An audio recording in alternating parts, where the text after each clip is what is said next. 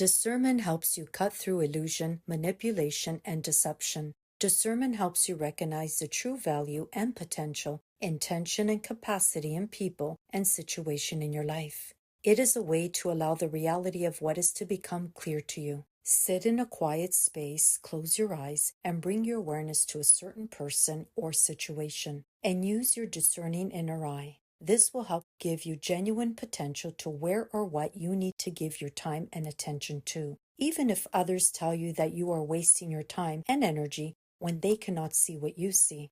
Place your hands to your heart and connect with your higher self, and ask yourself as many questions as possible. You'll be able to discern the truth. What you are perceiving is far more accurate than you may always realize. Trust it.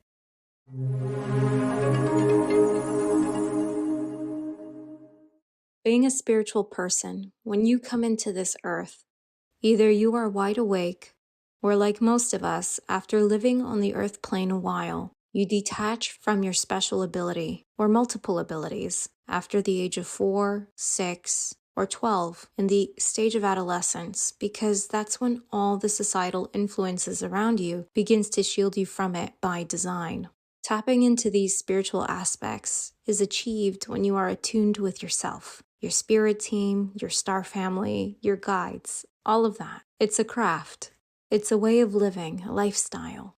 If anyone is watching The Rings of Power, seeing how Gandalf came to be when he arrives to Middle-earth and forgets his origins, even his name, and goes through all these trials and meets his wizard guide, it's very much the same. In the meanwhile, we are spiritually navigating our way as if looking through a mirror that's covered by a layer of moisture after a hot shower. We can make sense of forms taking shape, but don't have a clear view of what's on the other side. Or from the perspective of a car that has not been turned on after many years, those extra sensory receptors need to be reignited, like if you were the engine that's thawing after a cold winter. The reconnection of your human mind and etheric mind is a computer rebooting from being on standby for so long. It's not an easy task to reconnect if you are this type of person that has to try and rebuild. So when I say this, I am saying it with the deepest sincerity. There is no way a crash course in mediumship is going to have you prepared to be of service to others just because the teacher gives you a certificate after a 2-day attendance. I know we touched on those psychedelic trips people do with ayahuasca in episode 1. It's the same with this. If you're unprepared, tread carefully. Use your intuition. Don't choose a teacher just because everyone else chooses that teacher. Truly, work with someone who feels right and is not just there to be a money grab. If you have not primed yourself, and by priming I mean first establishing your own inner connection with the etheric, first developing your own identity and practice, to go into an environment like this, your spirit is like honey to flies. And that's the most important point. It's not a simple matter of what's the worst that can happen. If you've never been into mysticism, if you wanted to go because your friends were going, or you heard the person hosting the event was good, or it was popular, the worst thing that could happen in that context is not just having a bad trip, etherically abused, being spiritually taken advantage of, and being left with otherworldly attachments. That is, if you make it out of the session alive. Yeah, I heard some people have actually passed away. Thank you for sharing. It takes extensive knowledge and practice to access the higher states of consciousness and to develop the gift of spiritual discernment. It takes years of experience and meditation practices and a healthy spiritual lifestyle. In fact, it takes years of dedication, commitment, self-discipline to obtain self-mastery.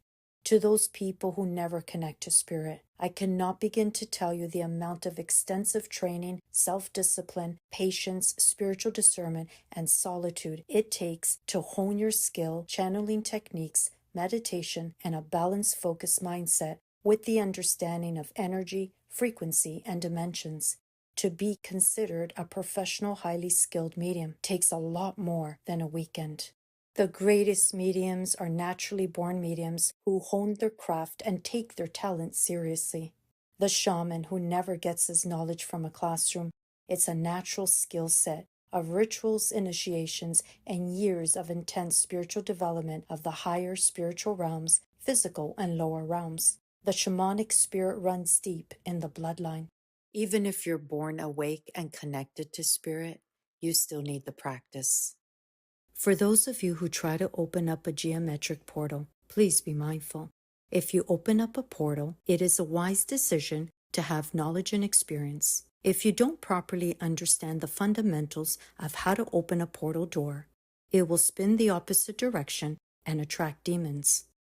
A spiritual teacher creates a sacred space for his students and practices a healthy spiritual lifestyle full of integrity and love. The spiritual teachings are for the best interests of the student.